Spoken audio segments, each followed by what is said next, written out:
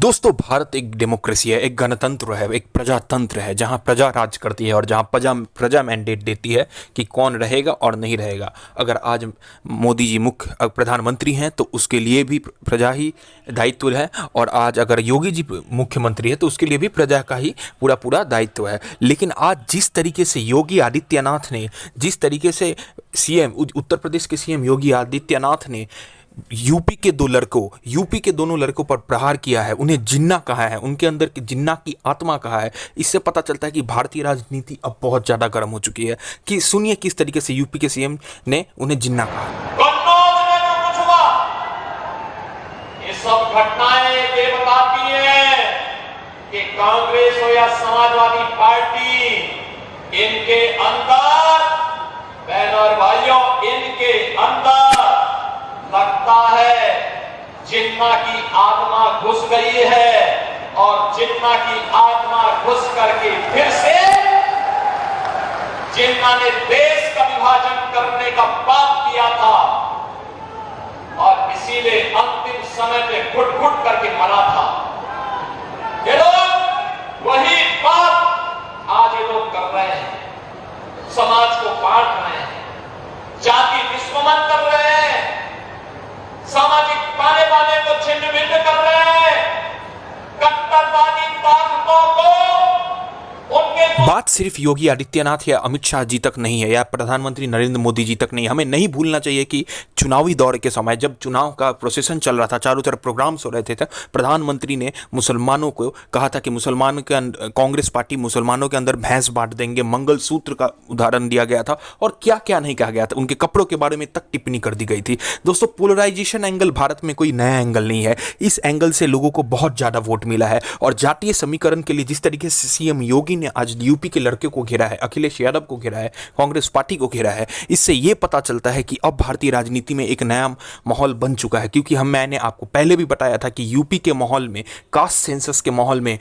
योगी आदित्यनाथ टिकने वाले नहीं है। उनका जो कास्ट है वो राजपूत है, इसलिए कास्ट सेंसस को हमला करते हुए सीएम योगी आदित्यनाथ ने बुरी तरीके से इंडिया अलायंस की जो पीडीए फॉर्मूला है उसे टारगेट किया है। लेकिन मेरा एक ही प्रश्न है योगी जी से, सम्मानीय योगी जी से, अगर आप कट्टरता शक्तियों के विरुद्ध में बात कर रहे हैं, आप कट्टरता के विरुद्ध में बात कर रहे हैं, तो आप खुद क्यों पोलराइजेशन का एंगल बात करते हैं, 80-20 की राजनीति की बात क्यों करते हैं, जो बार बार योगी जी ने 2019 के बाद से राजनीति में किया है, और उससे उन्हें फायदा भी मिला है, राजनीतिक फायदा भी मिला है। बुलडोजर ट्रीटमेंट भी अगर हुए हैं तो हमें यह भी देखने को मिला है कि बुलडोजर ट्रीटमेंट ज्यादातर मुसलमानों के ऊपर हुए हैं।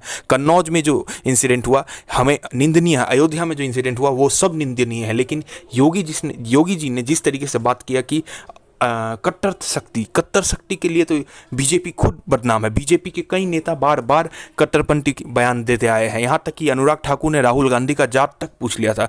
लेकिन क्या ऐसा है इस पीडीए फॉर्मूला में जिसकी वजह से राहुल गांधी और अखिलेश यादव पर बार बार हमला हो रहा है? दोस्तों, इसका एक बहुत बड़ा कारण है, मैंने बार बार बोला था, फिर रिपीट कर रहा हूं, वो है कि अगर ये पीडीए का फॉर्मूला काम आ गया, अगर 80% ओबीसी, शेड्यूल कास्ट और दलित कांग्रेस और इंडिया अलायंस के, समाजवादी पार्टी के कैनोपी के अंदर आ गए, छात्र के छत्ता के अंदर आ गए, तो इतना क्लियर है कि बीजेपी का छुपड़ा उत्तर प्रदेश में साफ होना तय है, जैसा जिसका ट्रेलर हमें लोकसभा इलेक्शन में देखने को मिल गया था। लेकिन अगर ऐसा हुआ, तो अगर चुनावी समीकरण आए, अगर चुनाव का अगर फिर लड़ाई आई, और 10 सीट पर तो हमें इलेक्शन के बारे में पता ही है, तो बीजेपी का सुपड़ा साफ होना तय है। इसलिए योगी आदित्यनाथ अब बहुत ज़्यादा आक्रामक हो गए हैं, उन्हें आरएसएस का बैकअप भी मिल चुका है, केशव प्रसाद मौर्य भी चुप हो गए हैं।